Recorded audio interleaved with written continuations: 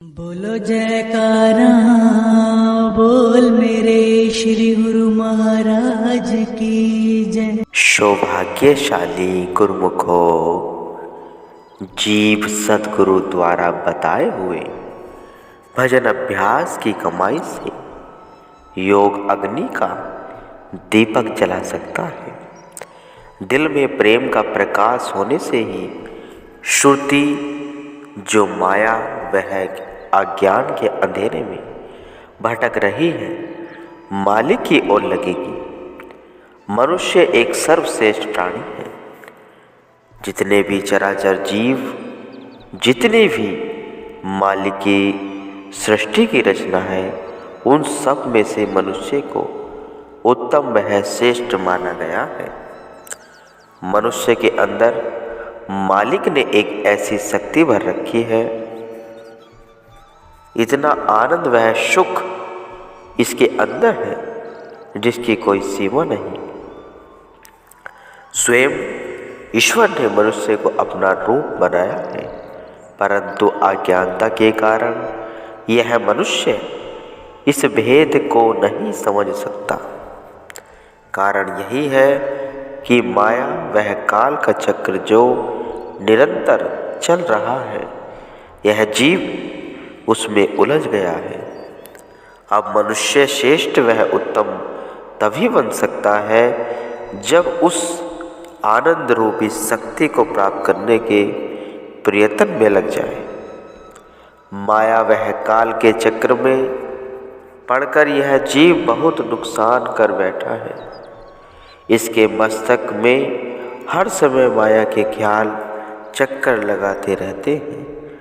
यह कितने दुख की बात है कि यह जीव इतने अनुपम सुख, शांति वह शक्ति का मालिक होते हुए भी दुखी रहकर जीवन व्यतीत कर रहा है। मनुष्य अपनी शक्ति को भूलकर गलत मार्ग पर चल पड़ा है और यही इसके दुख का कारण है। माया के प्रभाव से अज्ञानता में उलझकर यह जीव अपनी जिंदगी को व्यर्थ गवा रहा है और इस जीव में इतनी निर्मलता आ गई है कि वह अपने आप को माया के बंधनों से विमुक्त नहीं कर सकता। माया में उलझकर अपने वास्तविक स्वरूप को भूल गया है। इस माया में उलझी हुई रूह को छुड़वाने के लिए संत महापुरुषों का विश्व में अवतरण होता है।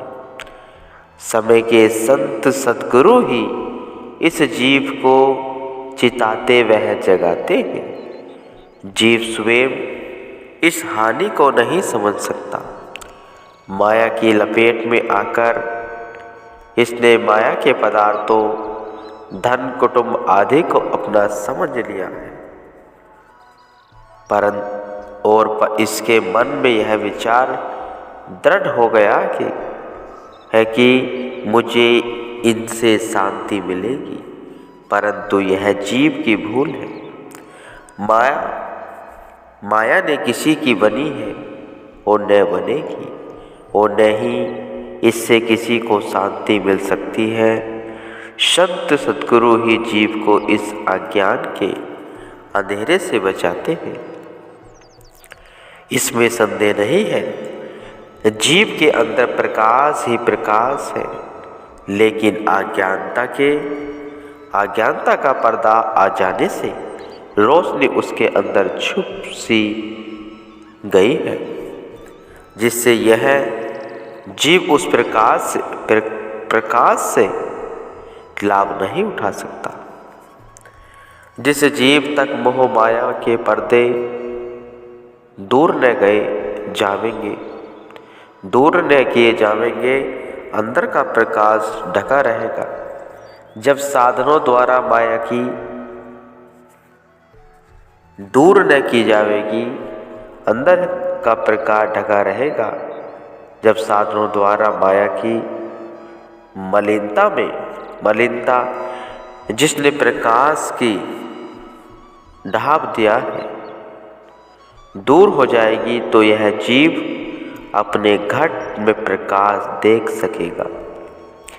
संत सद्गुरु ही जीव को ऐसी दयनीय दशा में रक्षा करते हैं।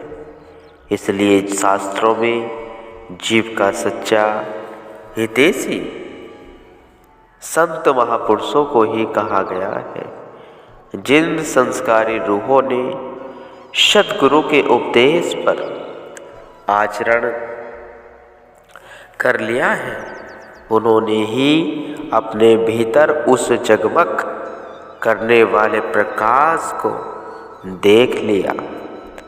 दिल में जो मोह माया वह अज्ञानता के पर्दे पड़े हैं, उनको मालिक की कृपा वह सेवा से ही दूर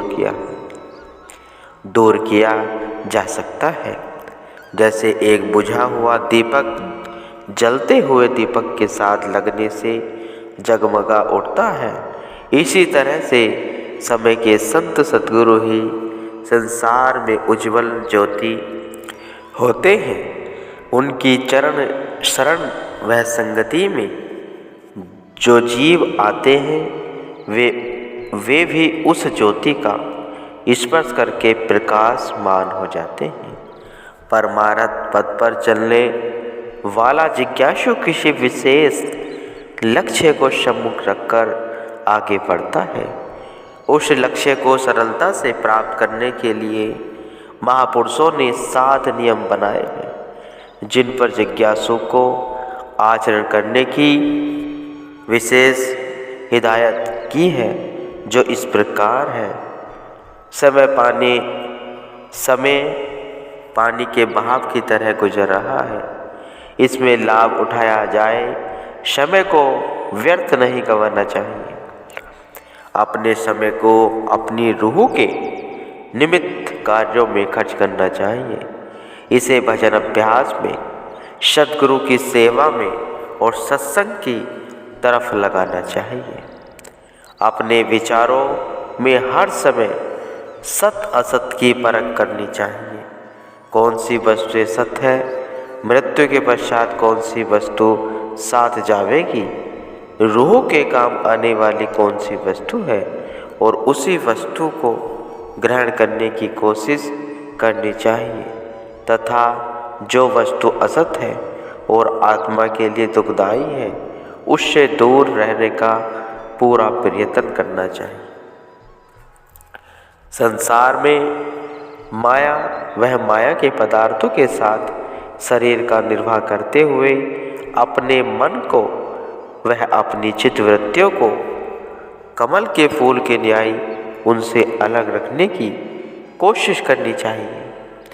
शरीर से एक नौकर के भांति काम लेना है। निर्वाह के लिए इसे रोटी कपड़ा देना है और इससे अपना परमार्थ का काम लेना है, क्योंकि इसने एक दिन यही रह जाना है। सद्गुरु ही जीव के मित्र हैं। जितनी अधिक सद्गुरु जी के श्री चरणों में प्रेम व श्रद्धा होगी, उतना ही जीव भजन अभ्यास में अधिक उन्नति कर सकेगा। अपने आत्मिक धन को सदा काम, क्रोध, मोह, लोभ, अहंकार आदि मानसिक चोरों से बचाना है, ताकि वे किसी भी समय धोखा न दे सके। संसार के विषय भोगों को विष के समान समझना चाहिए। माया की झिलमिल की तरफ मन को कभी नहीं जान देना चाहिए, कभी जाने नहीं देना चाहिए। ये विषय वासनाएं ऊपर से मीठी लगती हैं, मगर इनके अंदर विष भरा हुआ है, इसलिए इनकी ऊपर की मिठास पर नहीं भूलना चाहिए, क्योंकि परिणाम इनका दुखदायी है। अतः जीव को पूर्ण रूप से इन नियमों का ध्यान रखना चाहिए। जो जिज्ञासु इन पर चलते हैं, वे अपने मनुष्य जन्म का पूरा लाभ उठाते हैं। प्रत्येक मनुष्य मीठी बोली पसंद करता है, मधुर वाणी से दूसरे पर विजय पाई जा सकती है। कोई भी मनुष्य दूसरे के हृदय को तब अपने बस में कर सकता है जब उसकी अपनी बोलचाल मीठी हो। प्रेम भाव से दूसरों के साथ व्यवहार करने से दिव्य खर्च नहीं होता। केवल अपने स्वभाव को ही ठीक करने की कोशिश करनी चाहिए। मीठा बोलने को संत महापुरुषों ने मोहिनी मंत्र कहा है। जैसे किसी मंत्र से दूसरे को बस में कर लिया जाता है, ऐसे ही रस भरी वाणी से एक तरफ का जादू है। लेकिन वाणी से तभी मीठा बोला जाएगा जब दिल में प्रत्येक के लिए हमदर्दी तथा भलाई की भावना होगी। यदि दिल में क्रोध व ईर्ष्या भरी होगी तो जरूरी है कि वाणी से भी कड़वे वचन ही निकलेंगे।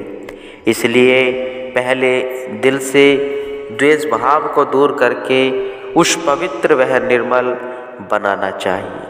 मन में कभी कठोरता न हो। मन में निर्मलता आ जाने पर ही वाणी से मधुर वचन बोले जा सकते हैं। जैसे कहा है, कागा का को धन हरे, कोयल को देत, मीठा शब्द सुनाए के, जग अपनों करी लेत। परम संत श्री कबीर साहिब जी कहते हैं, अर्थात कोयल और कौवा रंग रूप में एक जैसे ही प्रतीत होते हैं, मगर अपने गुण दोष के कारण एक तो लोगों को प्रिय है मगर दूसरे से लोग घृणा करते हैं। कौवे तो निंदनीय शब्द काय काय करने पर धिक्कारा जाता है, कोई उसे पास भी नहीं भटकने देता। इसके विपरीत कोयल की मीठी वाणी सबके मन को आकर्षित करती है। इसी प्रकार मनुष्य भी रंग रूप से नहीं बल्कि गुण से पूजा जाता है। स्वभाव ही जीव को पूजनीय बनाता है और स्वभाव ही घृणास्पद बनाता है।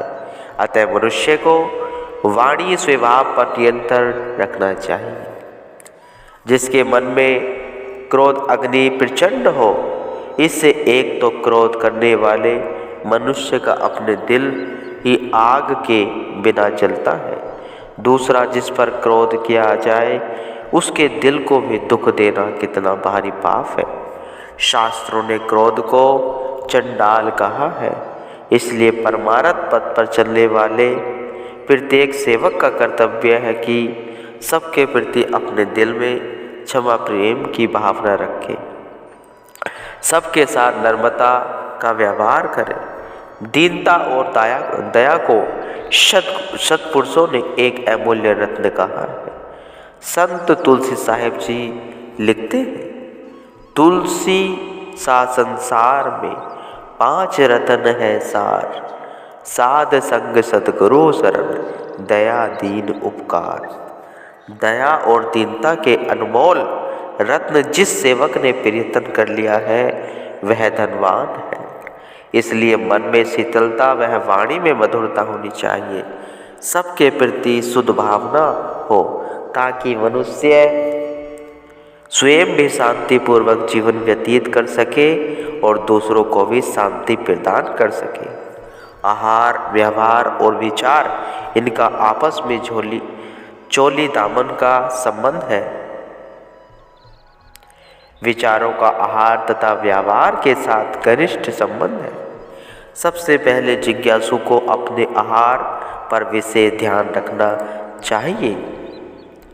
सात्विक भोजन से स्वास्थ्य बनता है और बुद्धि भी सात्विक बनती है। सात्विक बुद्धि से ही शुद्ध व्यवहार किया जा सकता है। तामसी व राजसी भोजन का संबंध केवल जीवा के साथ है। खट्टे मीठे चरपरे व स्वादिष्ट भोजन के सेवन करने से तमोगुणी व रजोगुणी प्रकृति बनती है। तमोगुणी भोजन से मन में विकारों की अधिकता होती है। भूख से भी अधिक खाने पर स्वास्थ्य बिगड़ जाता है। जीवा रस में लीन रहने वाले मनुष्य को वृत्ति भजन अभ्यास में नहीं लगती, इसलिए सात्विक भोजन करना ही उचित है।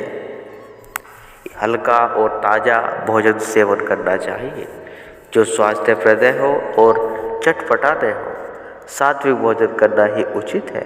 सात्विक भोजन का सेवन करना जिज्ञासु के लिए अति आवश्यक है।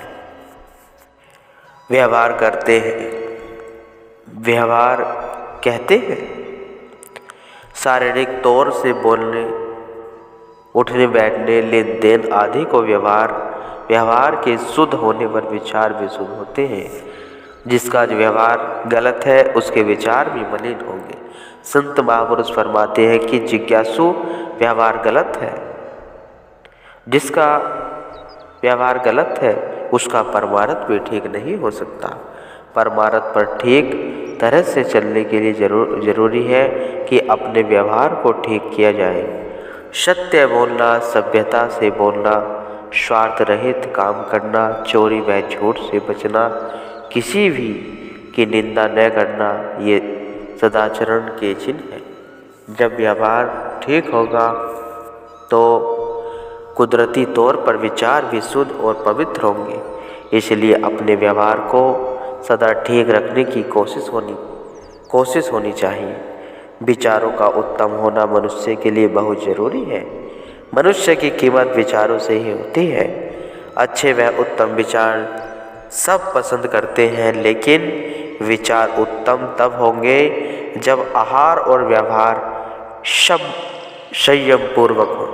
जिसका आहार व्यवहार ठीक है उसके विचार भी श्रेष्ठ होंगे। शुभ वह शुद्ध विचारों से ही तृष्णा वह मन के विकारों को परास्त किया जा सकता है।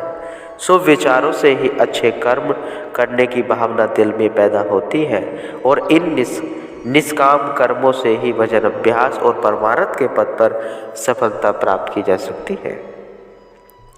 इन शुभ कर्मों से ही संस्कार बनते हैं और शुभ कर्मों से ही मन की हालत बदलती है। संचित कर्म वह प्रारब्ध का भी वर्तमान कर्मों से संबंध है। मरने के भी भी निष्काम कर्मों के अनुसार ही जीव को मालिक के चरणों में निवास मिल सकता है।